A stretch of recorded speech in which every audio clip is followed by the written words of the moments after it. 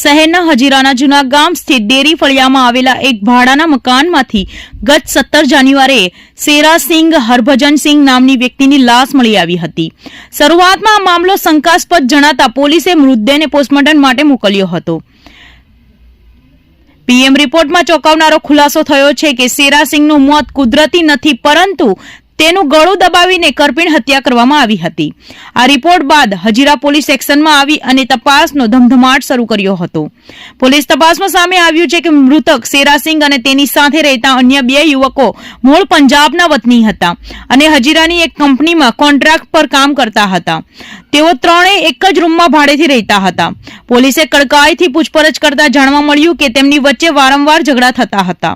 17 જાન્યુઆરીની રાત્રે પણ આવી જ એક તકરાર થઈ હતી, જેમાં ઉશ્કેરાઈ જઈને રૂમમેટ